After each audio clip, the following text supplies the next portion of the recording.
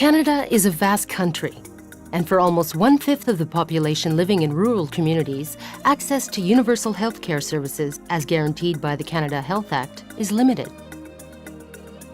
And these rural populations are generally older, poorer, and sicker than the majority. Plus la communauté est éloignée, plus la situation s'empire. Pour les populations autochtones du Canada qui vivent dans ces régions, ceci est leur réalité. The only problem is, we don't have a family doctor. We've never had a family doctor in 50 plus years. I don't know what family doctor is. Neither do I, because we never had one. They come and go so often. Recognizing the need, the College of Family Physicians of Canada and the Society of Rural Physicians of Canada formed a task force in 2014 to take action. They developed a set of recommendations to improve access and quality care. En s'appuyant sur des données probantes issues de recherches et sur des récits de succès d'un bout à l'autre du pays, le plan d'action pour la médecine rurale au Canada est fondé sur le principe de la responsabilité sociale. Like a compass, the Rural Roadmap points the way forward. It provides direction for everyone who has a role to play in improving healthcare in rural Canada.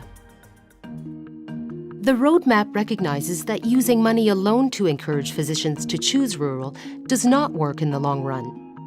What is working is training in rural and remote communities all across Canada.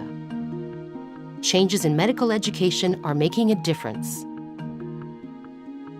So we get our residents involved in living in the community in addition to their academic training. In so doing, they're forming roots. And the belief, at least my belief, is if they form roots in a community, they're more likely to start looking at the opportunities of having families here. And I think we've certainly shown that that does work. In the last 3 years, we've graduated 15 residents, 13 of which have stayed in our environment. And so by having a variety of training sites around the province in communities that people would consider practicing in, I think it lets, at a resident recruitment level coming into the program, it allows people to say, this is the kind of community I'm looking for. I'd like to train in the community, in the kind of community in which I'd like to practice in. It's good to find a really strong rural teaching program that really focuses on the community medicine, community needs, and has a group of physicians there that offer a really broad range of services.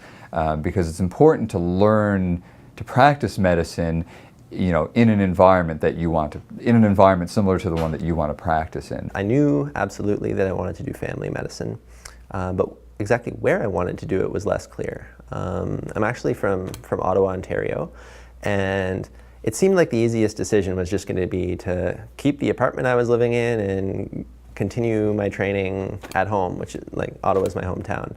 And as I started to learn about the different programs across the country and talk to residents from across the provinces, actually, I started to feel more and more like a rural family medicine program was the one for me. Success is short-lived unless long-term support is provided. Strong partnerships with governments are needed. With continued investment, we see Canadian medical graduates choosing rural into the future.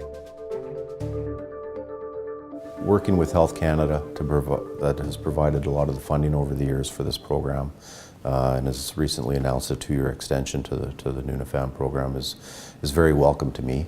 It again, just to reiterate it, it really gives an opportunity for Memorial, the government of Nunavut, but to explore, you know, more advantageous relationships and more diversity.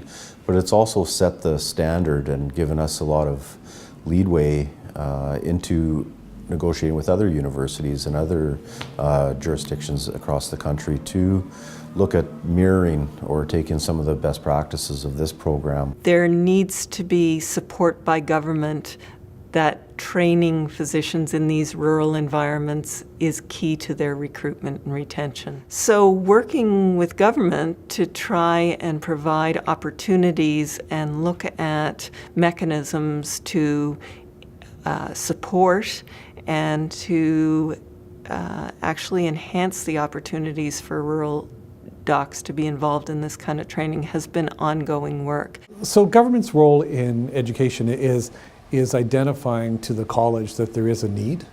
We all should, as the College of Medicine, we should also realize there's a need for rural and remote physicians.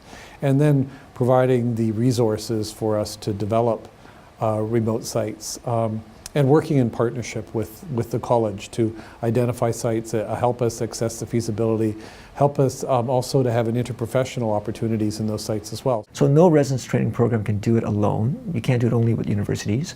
I think you do it with universities, the local government, the provincial authorities, your health boards, and the community itself. And I think when all those parties come together with a common vision of why we're doing it, I think it can be successful. Patients and family physicians value long-term relationships that support the provision of high-quality care. When communities actively promote work-life balance, both doctors and patients win. Being able to have a physician that's there, that you can count on, that you can trust, and that you have an ongoing relationship with is quite critical, and especially for our communities where we know for many Indigenous populations, access is a big issue and trust is a big issue. So when I came as a medical director, I thought my vision is to make this a career choice so that people could come and work here, get paid well, not have to work 24/7, 365, have a job that was where they could work hard, but get time off to enjoy life in the north and have a family. La capacité de la communauté de se mobiliser pour créer des conditions favorables pour recruter des médecins est importante. Parce que c'est souvent eux qui vont être à l'écoute justement du besoin d'un conjoint pour un emploi, qui vont faire les efforts nécessaires pour essayer de trouver quelque chose d'intéressant pour que le conjoint, pour que le couple en entier ou la famille ait l'intérêt de s'installer. And so communities that really respect that and really appreciate the fact that you're a human being outside of being a physician, that's really, really nice and rewarding, and it really makes me as a physician want to work harder for my patients. I think that there needs to be a balance between the type of medicine that you want to practice and the scope that you want to practice, and a lifestyle that works for you. I would want to feel supported in the medical community, to have colleagues who I can go to with questions, who I can trust and rely on, and where I know that there's adequate specialist support. It is utterly essential for effective patient care to be able to communicate effectively and efficiently with other levels of care. So geographically, even though we're an hour and a half away from Kentville, 2.5 hours away from the big centres in Halifax, amazingly well supported. With more family physicians choosing rural, the geographic distance to secondary and tertiary care services must be overcome. Rural and urban populations are entitled to receive the same standard of care. Research to improve access and develop distance technologies must be prioritized. And that's been an area that we've been working on, is using more increased technology and remote presence type of technology to enable better services within our communities, or more access to services. Je m'intéresse à la médecine rurale parce que j'ai pratiqué à un certain moment dans une province, en Colombie-Britannique, dans une petite ville rurale, Nelson, en Colombie-Britannique, où il y avait eu beaucoup de coupures de services. Et j'ai vu que c'était très difficile de pratiquer lorsqu'on n'a pas d'équipement comme un CT scan, qu'on n'a pas de service de chirurgie, d'anesthésie, et qu'on devait référer les patients sur de grandes distances. J'étais préoccupé justement par le fait qu'on n'avait pas accès à ces soutiens-là. Il faut être capable, à mon avis, offrir des soins, des standards de soins minimums pour ces citoyens-là de nos régions. There's almost universal evidence now that healthcare is actually better where a community is involved in training medical students and residents.